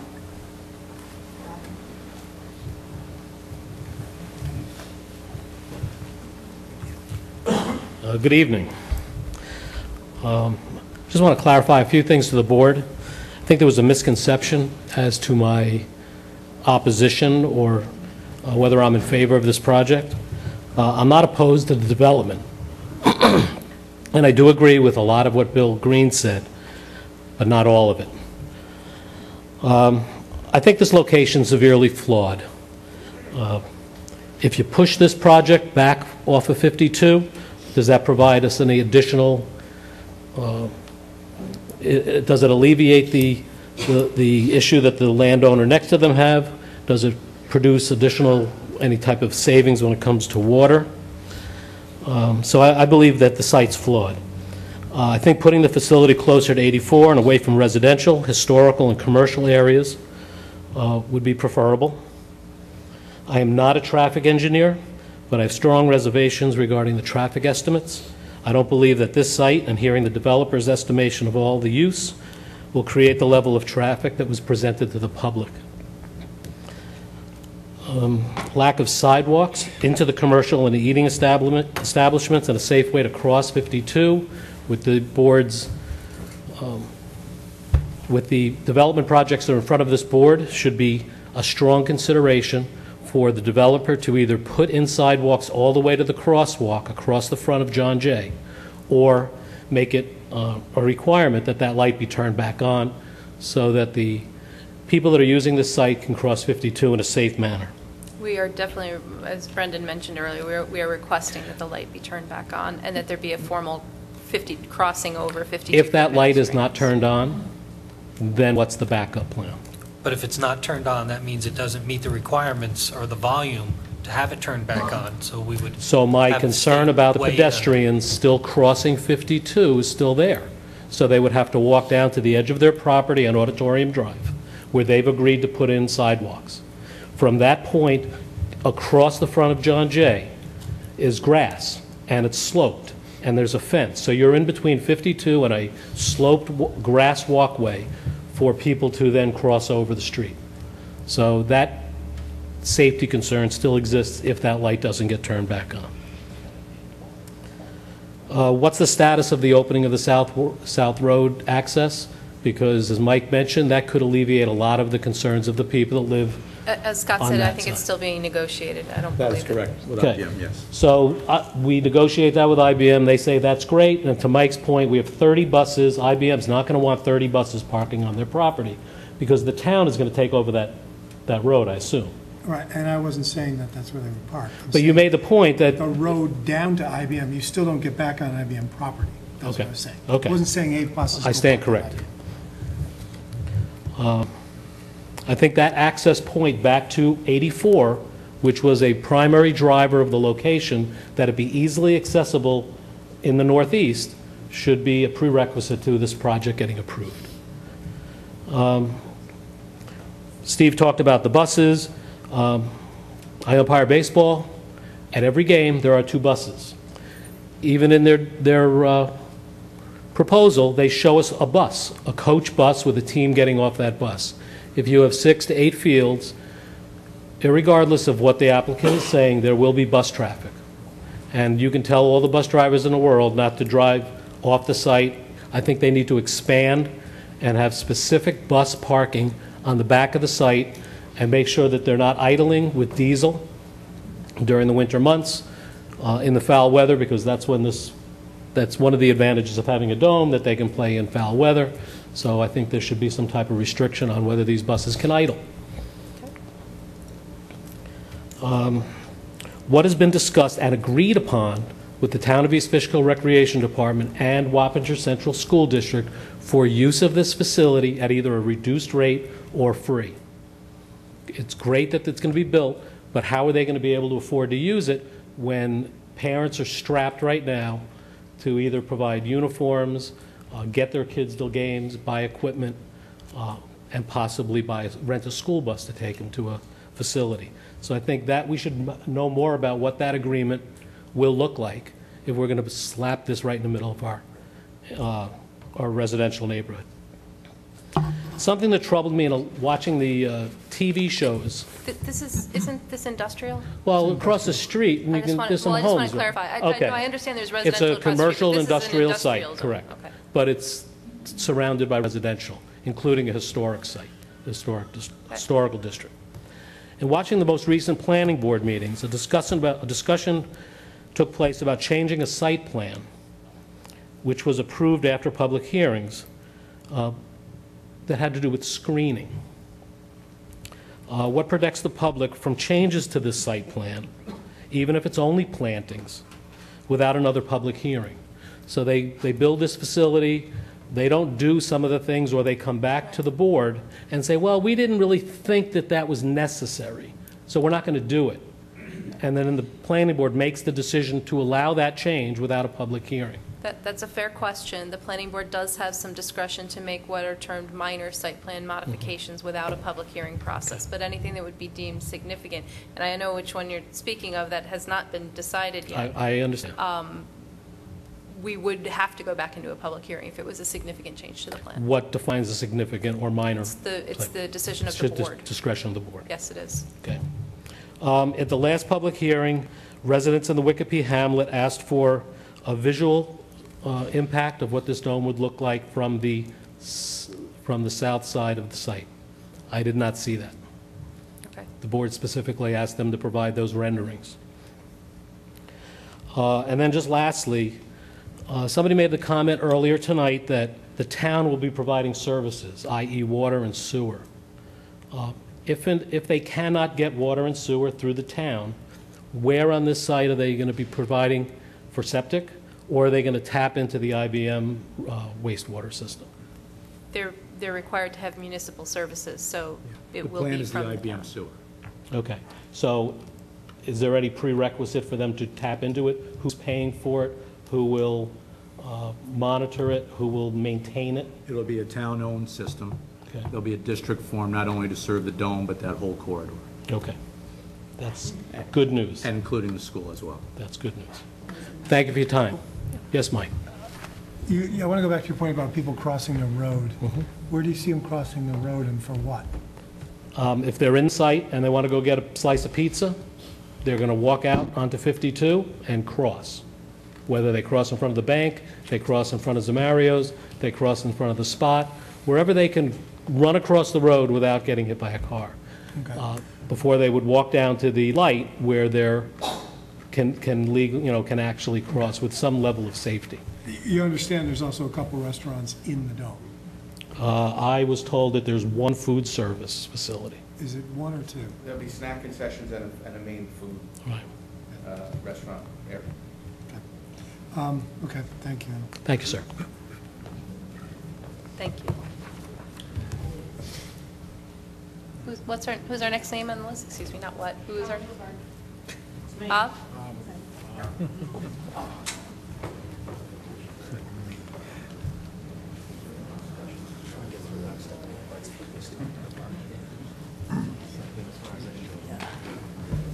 Do you mind if I... Could I ask the police to check that bag?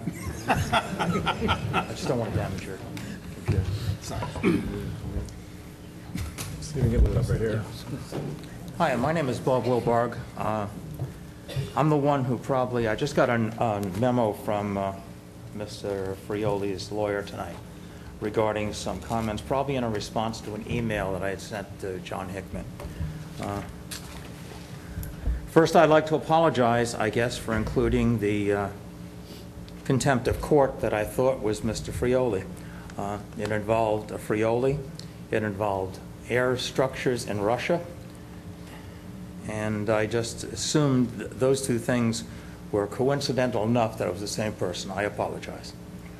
The second one, the lawyer says, I will need my glasses now.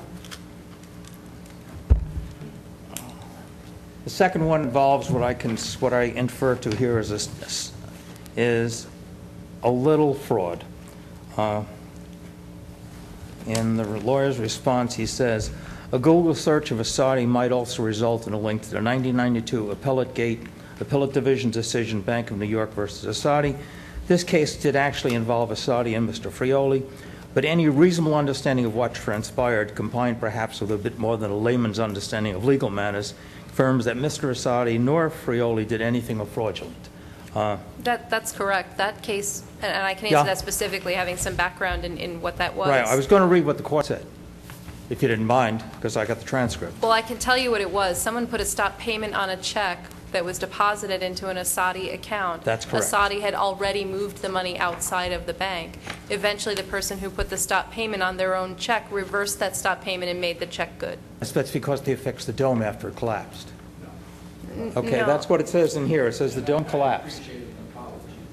If you want one, you will get it.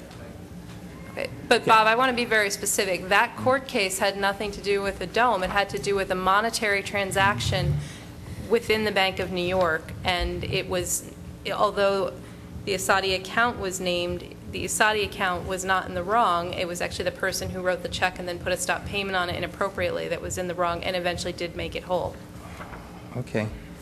This is the Appellate Division of the Supreme Court of the United States, First Department, June 30th, 1992. And the statement in here is, I join with the majority in holding that the denial of defendants' motions to dismiss the remaining case causes of action, which are predicated on fraud and unjust enrichment, should be affirmed. The evidence is sufficient to establish that the claim that Asadi principals were aware the air-supported structure had collapsed prior to their apparently rushed withdrawal of $600,000 in certified checks, and that they engaged in fraud by knowingly concealing both this fact and that CVM was preparing to stop payment on the check. That's what the court said. I'm just going to be very clear, because I'm very familiar with this type of banking transaction with my background in working for a bank. This had nothing to do with Asadi. The fact that the money was in their account and had cleared their account, they had every right to remove that money and put it wherever they wanted. The actual fault here and the issue was with the person issuing the check, who put a stop payment on it. Regardless of the reason for the stop payment, regardless of what happened, the eventual outcome here was that Asadi had no responsibility for this and acted in the right, and that the person who issued the check made the check good and made Bank of New York whole. So I just want to be very clear about that, and it really has nothing to do with the dome structure or this application. Sorry, it was a monetary lawsuit and a monetary transaction. That's I just correct. we need to be clear about that. I'm just quoting from the court. Now, if I might say something else. Sir, I'm going to ask you, let us have this gentleman finish speaking. The other thing is, this is the first reference, Mr. Frioli several times in the last public hearing emphasized his patents, and an Asadi dome has never collapsed. And if you check the minutes, he said it several times. This is the first collapse I can point to of an Asadi dome. Okay, so, while the lawyer may say I'm just a layman, I take that as somewhat defamatory, but there was a collapse of a dome, and either Mr. Asadi was mistaken, he misrepresented it, or perhaps he didn't use the right language. There was never a dome built by Asadi that collapsed that was our responsibility. I don't know what the true thing is, but I would go that far. Okay. Okay, that's the first thing. But I want to be very clear, that court case had nothing to do with a collapsing dome. It That's had to not do what with a monetary transaction. Yes, but the monetary transaction was supposed to be, I believe, based on the fact the dome was... Okay. Bob, I have to tell you, Fine. I'm telling you in very clear terms. You understand it better than I do. I was just I quoting do. what I read from the legal journal. Okay. Okay. The next point. The Harvard Civic Center. Again, my apologies, Mr. Frioli was not involved in that. But again, Frioli is a very common name, and it's constantly associated with air structures. So again, I apologize. You had nothing to do with the Harvard Civic Center. They said there was an air structure. They said it was. No, actually, they didn't. Okay. In case there's any confusion, it was not an air structure. Okay. Anyway, moving onward.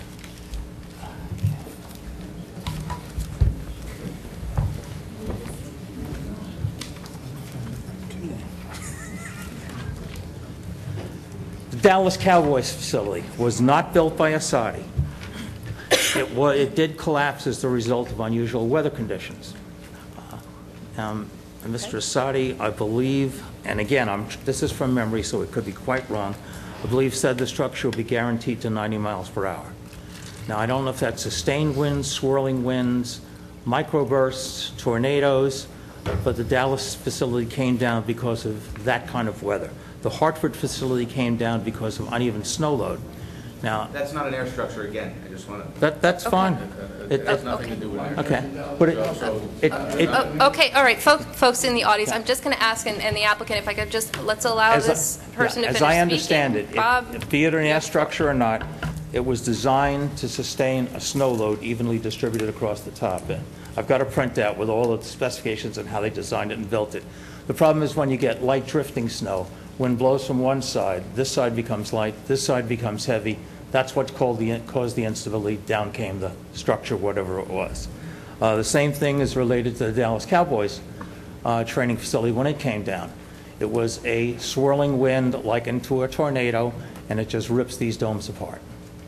Okay, now, when he guarantees it on his website, they guarantee it for 15 years pro rata, and it's on the material of the dome. I don't believe that guarantees the construction or anything else, and again, I'm just quoting off the website that's theirs. Now, the lawyer, again, when he answered, I guess, to my email, admitted that the Giants dome had collapsed. He failed to mention it collapsed 3 times. Again, it's the Giants practice dome. The Giants practice dome collapsed 3 times, not once. The Giants refused to rebuild it. They do not practice under a dome anymore. And again, it was weather conditions down in the Meadowlands. Now, the last one I'd like to talk about is the one in East Windsor, Connecticut, and that was last year. And that was an air-supported structure. I could not find out who built it. There was a microburst. People call it a tornado. It ripped the dome to shreds right after 26 kids had walked out of the dome. They were playing in there. We had one in Lamala this year. 2014 in the town of East Fishkill. It ripped trees to shreds. It didn't just break them, it tore them apart. If that microburst had been 3 miles further up here and that dome was in place and children and a couple of hundred people had been playing in it, it would have come down on them. Now, I've tried to take tents down. I helped the Hopewell Reformed Church once. They have a tent once a year outside for doing things. And I was holding the center pole, and they had taken down the side poles. And this is just a canvas structure. Now, I'm not a strong guy. I'm not huge built. I don't have huge shoulders. But I had the center pole, and they told me, okay, take the center pole out and watch out, it's coming down. I said, yeah, right. I took the center pole out, and the tent started coming down. I could not hold that tent up. I just went down with the weight of the tent. I was nailed to the surface of the parking lot until they were able to roll the tent off of me. So I would say that if this structure comes down, if the doors get ripped off, a microburst comes, a tornado comes, there's 4 teams, 4 games going on in that field with all the spectators, a lot of people are going to be pinned to the ground and hurt. Now, if you read the stuff, I can give you all the quotes that they didn't know what to do in East Windsor. I mean, it just hit, it happens, these things come down. I guess my question would be, I don't know why Mr. Froley said they never come down, his never come down. They do, they have, they did. It makes for a feeling of untrust on my part when someone's going to build something and says it never happened, but it did. And then when the lawyer comes back and answers the response and says, yes, it collapsed, but fails to mention it collapsed 3 times. What also bothers me is this company that they formed is an LLC, and it was formed in 2012, and I have the paperwork on that too. It's the Hopewell Sports Zone, and LL stands for limited liability. That means if a microburst comes in and you've got a couple hundred people in there, and say 20 or 30 get killed, which could happen, the liability is limited to the assets of that corporation only. You can't go after the main corporation. You can't go for anyone else. You might be able to sue the town, but I doubt it. You just lose. Now, that bothers me when you have a limited liability corporation with that kind of risk involved. That's it. Okay. Thank you. Thank you.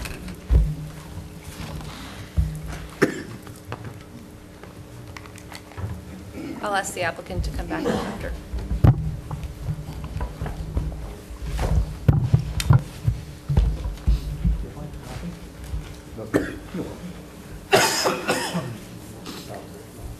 Yes, a box of more copies. I thought someone might want one. Bob, if you have that information, if you want to make sure Pam has a copy I for certainly our will. records. And I Thank can have you. one for each board member too, if you'd like. Sure. I'd like to give you an opportunity to just, if you need to talk about the monetary transaction, that's your choice. I'm very comfortable that, and I can assure the board, I'm very comfortable that that was something that had nothing to do with your company. But with regard to the domes themselves, the stability of the domes, weather events and these domes, and what the warning may be and what the circumstances may be under which you need to evacuate a dome and that sort of thing, if you can talk about that for us, I think it's an important conversation to have, and we should do that now. Sure. The air structures are engineered to meet standards both state and federally, and the engineering calculations show the ability to withstand extraordinary wind and snow loads, over 90 miles per hour, tons of snow. They exist in Alaska. They exist in places with weather far more significantly dangerous and hostile than here, and they've been built for over 50 years to withstand all of those conditions. And this will be, and I've had many presentations on behalf of customers buying Asadi domes where we talked about that dome being the state of the art. Asadi is not the developer of this site. They're the supplier of the air supported structure, but their principals are involved in the actively in developing this site. Their principals, so they have a vested interest in making this the singularly best air supported structure that has ever been built anywhere on the planet. And so all of the 50+ years of experience that Donato Fraioli has, plus his family's involvement, plus his reputation, is on the line to make this the best structure in the world, which means there's redundant backup systems on top of backup systems to prevent collapses in the event of holes in the sides, cars being driven through it, excessive wind and snow. And as I wrote in my response to some of these outrageous allegations, which I don't think were ill-intended, I think they were born of just not knowing enough about transactions and details. Mr. Fraioli did not say, and I was here, that a dome has never collapsed. He certainly knows better. What he said is that their domes have not collapsed as a result of a problem associated with the construction or fabrication of the dome. There are conditions. A tornado hits a dome, a 20-foot snowstorm runs through an area where if it's bad enough, buildings, whether they're air-supported structures or not, are going to suffer damage and collapse. That's the nature of building. You can only build it so safe, so strong. This is the safest, strongest air-supported structure in the industry and that will ever have been built. And the safety measures built in, because of its size and because of the backup systems, give people that are inside the dome a great deal of time to exit the dome. It doesn't collapse suddenly. If there's a hole in the wall, the air escaping will escape, but over time, and the structure will slowly descend to the ground. There are multiple emergency doors built in throughout the perimeter of this facility that are specifically there to make sure that safely people can exit the dome in the event of a complete failure of the main systems and the backup systems. Those backup systems are designed and constructed to come on in the event there's a hole in the structure, to add extra air in the structure, to keep the structure up safely so that people can exit the facility in a safe and orderly fashion. Now again, if an F3 tornado hits the dome like it hits this building, there's going to be damage. So there are certain design characteristics that unfortunately just cannot be designed against. But in the absence of that extraordinarily unlikely event, this structure is safe for our children, for your children, for years and years to come. Everything that's been designed about it has been done with that in mind. Is there maybe a hurricane or tornado is the right weather event to talk about? Is there a point where you would see a weather forecast and say we need to close the dome today because there's a risk of this? Absolutely, absolutely. In fact, one of the things that, when we talk about dome collapses that happen as a result of user error, one of the things that Asadi does is on a daily basis, they send weather alerts to their customers all over the world, monitoring the weather and telling them about potential weather issues that should adjust how they operate the facility and on rare occasions when they should close the facility. The idea is to raise the pressure in the dome, to prepare for various weather events. The idea is to not open the facility if in fact there is a severe weather event. And those alerts are given on a regular basis and obviously will be at the top of the list is to make sure that this facility gets all those weather advices, frankly, as it would be for any sporting facility. I think we all, if we watched some college football over the weekend, we saw that in the Georgia-South Carolina game, they delayed it for 3 hours at an outdoor stadium because of a severe weather event. And certainly if that happens, that could happen here. And what type of alarm system is contained within the dome in the event that you did need to evacuate it? Is there a PA system? Is there an audible alarm, flashing lights? What's the...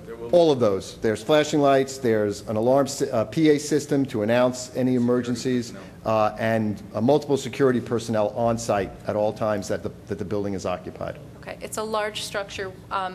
Just based on the furthest you could be from a door at any given time, is it roughly 500 feet? Is it 200 feet? I know you have doors placed around the facility, but just to give us a feel for... I guess if you were dead center, furthest away from a door, 220 feet, 230, half of the 468 width. So 200, 250 feet, something like Correct. that. Correct. Okay. Steve, you mentioned the potential for a car to drive through. I didn't think there was any part of the structure itself that was exposed to a car that there's a concrete lip. Correct. This facility you couldn't. We're often asked those questions at other meetings, and they say, what happens if somebody goes crazy and drives a car through? Anything that can cause a hole, 10, 15, 20 feet, that does not cause the structure to collapse. That's what the additional backup systems are there to prevent. So this dome is attached to the 10-foot concrete wall. So theoretically, if somebody were going to hit the wall with a vehicle, they'd actually have to go all the way through a concrete wall to put a hole at that level. Right, it's 2 feet But thick. the more so likely that's- tear is going to be from a weather event or a projectile in the air from a tornado or something like that. Correct, correct. And these are engineered to withstand extraordinarily large tears. They don't collapse as a result of a simple tear. Okay. Have you had, if you've had to evacuate these domes before, let's talk about a significant event. About how long do you think it takes to get people out of the structure? Is it 10 minutes? Is it 5 minutes? And how does that compare to the typical time it might take the dome to come down in the event of a tear or something like that? Well, the variable depends on how many people are in the... You can only estimate that. I'm not Right. asking you to commit to something, but just give us a feel. Is it 20 minutes to evacuate the dome and 3 hours for it to come down, or is it closer than that? It's less time to get people out of the facility, given the number of exit doors to get out of the facility, than less than 20 minutes. Dan can talk more.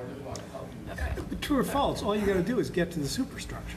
For- I mean, it's never going to come down and crush the superstructure. right? Correct. Steel structure inside would be an area of protection. That's correct. Right, but all the Assume you have to doors are leave. accessible off of the superstructure, so people would be heading that way anyways, right? But the idea would be to get them out of the facility, and you'll have plenty of time to do that. Dan can talk about that. First of all, many of our structures are taken down at the end of a winter season. For instance, Jack Cuss, the Baltimore Orioles baseball player, his big baseball dome, which is 400 by 400 and 115 foot high, not a small structure. He needs to take that down by his code requirement because of certain conditions around his property. That structure takes by turning all the blowers off, opening all the doors, because we have a crew of 30, 40 men waiting to roll it up. We wait sometime 2 to 3 hours for it to deflate. So imagine the size of the hole when you consider all of the doors open, all the blowers off, and it takes 3 to 4 hours to get the fabric finally down on the ground in order to roll it up. And quite often our crews walk around these buildings while everything's turned off, while the blowers are turned off and the doors open, and we're standing there 2, 3 hours waiting to go to work while we're paying a crew of sometimes 30 men. So it's a very safe structure, and the fabric weighs a half a pound per square foot. And as I said in my earlier presentation to you, that it's the safest structure in the world that you could ever be in, because number one, I'm in this business 52 years, and there's never been a death in one of our air structures. Show me any of the buildings that have come down with brick, mortar, steel. The Dallas Cowboys, which was not a air-supported structure. All the injuries that take place and deaths in conventional buildings. And for me to tell you that you cannot go in and find one single death in an air-supported structure in all of its history is a structure that shouldn't be questioned for its safety. Thanks. I appreciate the clarification. Sir, if you want to speak, we have a sign-in sheet, and you can come on across. If you would, stay for another moment. Yeah, sure. I did hear at the last meeting, and whether I misheard or whether it was a misspeak, I did hear what I thought was no dome has ever come down. And I think the clarification that no dome has ever come down as a result of mismanufacturing or fault of Asadi is an important clarification to I'm make. glad we were able to clarify that. The last thing I'd like to address is the corporate structure of an LLC. Sure. I would assume, and I can't imagine anyone would run a business without having adequate insurance, but can you just, and please keep it very simple if you would, but just explain that there would be insurance that would be an additional asset to an LLC company, regardless of what type of company owned or operated the structure. Because I do understand the concern if it makes it sound like there'd be no asset left if something happened and it fell down and whatever. If you can just explain to us what the protections would be. For the Sure. As any reasonable developer would do with respect to any projects, whether they're large construction projects or sports projects, is they form a new company for the purposes of developing that structure, and that's what the partners in this project does. Again, it's not Asadi's project. They are the supplier of the air structure, and some of the principals involved. They formed an LLC, and that LLC will be purchasing extraordinarily expensive insurance that protects them, the owners of the stock of the membership interests of that LLC, from any claims that they are very, very large investments in this project, costing north of $15 million, is going to be protected. So there'll be very large liability insurance to protect the structure and its improvements, and obviously folks from injuries, from tripping to, God forbid, more serious injuries. So there'll be insurance in the name of the LLC protecting everybody who uses it, everybody who's on the property from any injury or catastrophe. Absolutely. One more question. The LLC still has assets too. Besides having coverage, the LLC has assets, either its ownership interest or its operating interest in the dome. So that's a value that can be chased also. Right. Just one more comment. The one thing we didn't talk about was fire. You do have a restaurant that'll be within the structure. There will be potential for other, and I recognize without supports and without wood and things like that within the building that you may not have a significant fire, but there will be the potential for that. What is the strength of the dome under those types of conditions, and what is the likelihood again of a catastrophic event here? Okay. Have you had any situations? In addition to the sprinklerization that exists in the metal superstructure in the inside, for the dome itself, it's not a flammable fabric. It doesn't burn. Okay. So one of the reasons why Dan is so passionate about it being the safest structure there is that it is also not a structure that will burn. So we have designed in fire hydrant access inside the building. Been working closely with the appropriate fire marshals to make sure that it gets them everything that they need in terms of access throughout the perimeter and inside the structure, in addition to having the sprinklers as required by code for the inside retail and superstructure. And what is the atmosphere like with regard to smoke? Do you have a way to pull it up towards the top of the dome, or is there a way to control that, or is it? Yeah, the way it works is the air inside the structure is constantly being recirculated through the building. So it gets brought out by the heater inflation units and recirculated back in the building. So we exchange the air, is it 8 times an hour? 8 times an hour. So unlike a regular building for which there would be fire, where smoke could accumulate, this stuff is going to get sucked out of the building much more rapidly. Obviously, the smoke that rises will rise 150 or 160 feet to the top of the structure and not be near people at 4, 5, and 6 feet off the ground. So in that sense, you should have much clearer visibility, and that's certainly been the experience, although there are very few fire issues inside of these facilities. Okay. All right. Thank you. One other question. One thing Bob brought up was the mixed load on the structure, and how would it react to that? Because we may have a wet snow, and it's all on one side of the building and not the other. So can you just touch on that? Dan, you can go through the engineering. Although I've represented Asadi for about 20 years, I still defer to the expert on these sort of questions. The structure we're building here is going to have a feature never before built in another air structure. Because of its width, because of its height, we've done engineering like we do for all of our structures. We develop engineering features that meets the requirements of the structure we're engineering. Because of this wide span structure, we have developed a system where the heating inflation system, which heats the structure, whenever it receives a signal of snowfall, it's going to monitor snowfall and direct the heated air not into the space for the purpose of providing comfort to the players, but it's going to send the air between the outer layer and the inner layer of the structure at large volumes of heated air. So we're immediately attacking the snow as it hits and touches the outer fabric. So we will have melting and runoff, and we expect that this will be the solution. May I? You want to come back up, Bob? Yes, I would appreciate That's fine. Mr. Frioli just mentioned the heating of the air spaces. That's what brought the Metrodome down. Metrodome's not an air-supported structure. Well, it came down like one, and you see the pictures. It's not in their support structure. Okay, it was a double layer, they pumped 80-degree You have air. to stop talking about concrete buildings and buildings that have no relationship to my business. Mr. Jones, if you look on any of the literature, it says air-supported structure. Air-supported structure is very different than a Metrodome. Okay. It came down, they pumped hot air in to melt the snow.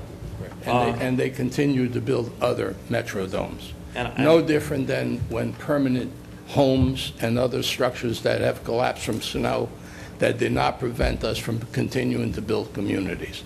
Neither we do that with air structures. I would also like to point out... Bob, we can't hear you. Yes, I would like to point out one thing that was somewhat misleading about the Limited Liability Corporation. The company name is Hopewell Sports Dome Ventures, and the address is Donato Fernoli, 46 Westchester Avenue, Pound Ridge, New York, 10576. He's apparently the owner of that corporation as of right now. The other thing... I'm sorry, I'm going to correct you. The filing always has to have an address of record. That doesn't necessarily indicate an owner. Okay. That's just the address of record to reach the company in the event that you need to reach them. That's a common... But it's not just a company, it's a person. Yes, there needs to be a contact address. That's a requirement of the state to file to obtain company. It's a person at a contact address. A contact address needs to have a contact. That would be a person. The other thing is when the East Windsor Dome, if it's not an air structure, forgive me, came down, they had about a minute warning. There was no, it was just ripped to shreds. There was no warning if people were in there, it was coming down on them, plus all the stuff flying through the air. You know, Bob, I would agree with you. I think that there's always a risk that something like that would happen, and I think what we're asking this applicant, and what I am comfortable, and other members of the board can have form their opinion, but I'm comfortable that what we're hearing is that this applicant understands that and understands the risk and has mechanisms either to evacuate their dome or to not open the dome in the event that there is an imminent weather event that might cause that kind of damage. No, there's no guarantee in life. I mean, Right. we get that. You could be in this structure and a tornado could hit it and there will be damage. But I think that... I think we're pretty good in this structure. I take that over a thing with a bubble on it. Well, then, you know, that's... You know, I guess it comes down to what's a kid worth? No, it doesn't come down to that. That is not a fair statement. Okay. You know, Bob, that's really... We're talking money. No, we're... All right. All right, who else do we have on our list? Harvey? Harvey?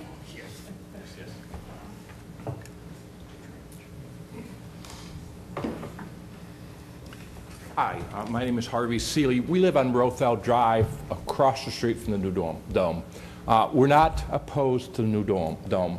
What we do have concerns about is the fact that it's scheduled to be lighted, the fields, until, I believe, 1 o'clock in the morning. Is that correct?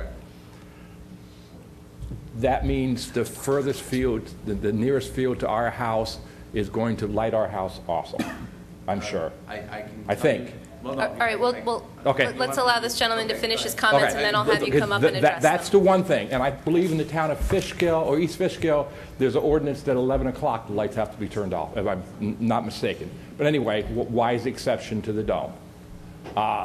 The other thing that we have concerns about is that I don't understand the decibel thing as far as the noise. I'm just concerned that will we be able to hear the dome creating air to support itself when we lie down to go to bed in the evening. When I first moved into our home 42 years ago, we made the comment how nice and dark it was and we could no longer have to worry about when there used to be a farm across the street. So we've been there a long time.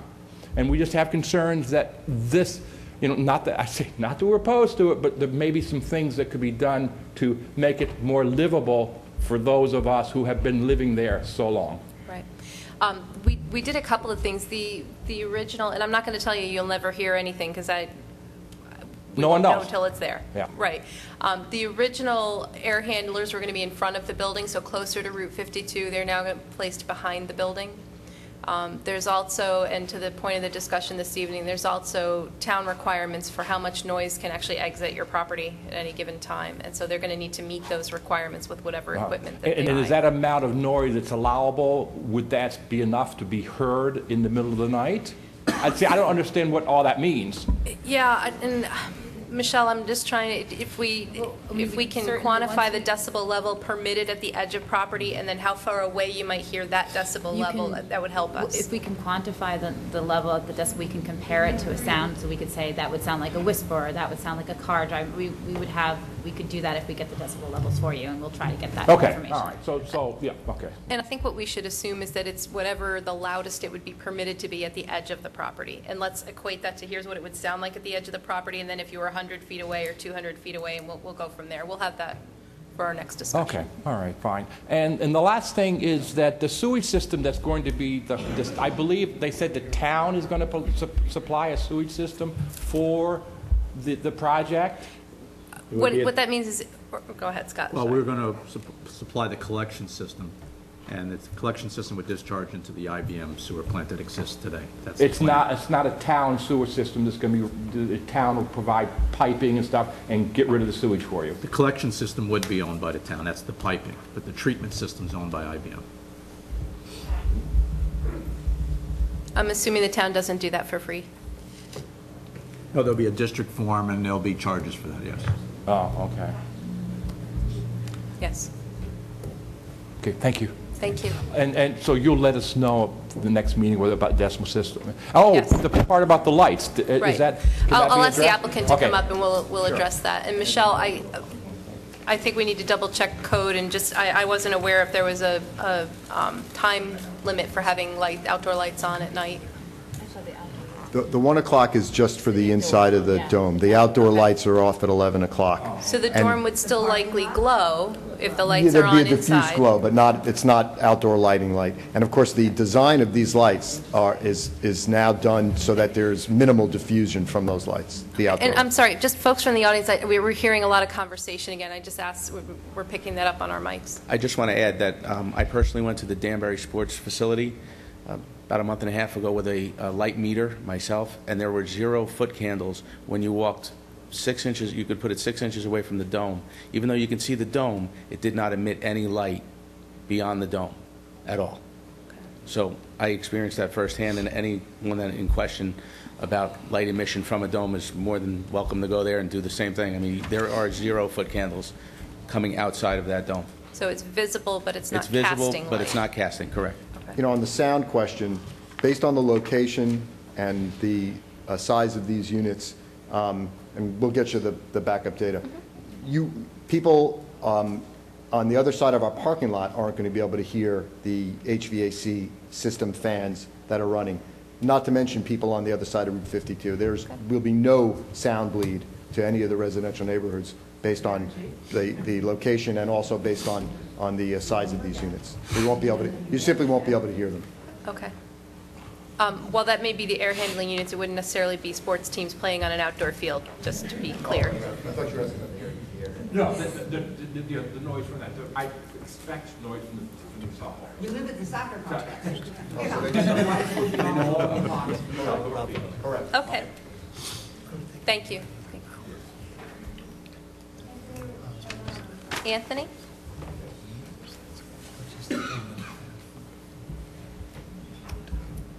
My name is, pardon my voice, okay? It's not the voice, it's the words. My name is Anthony Romano, 46-year resident, amateur about most of these things, student of history, a traveler.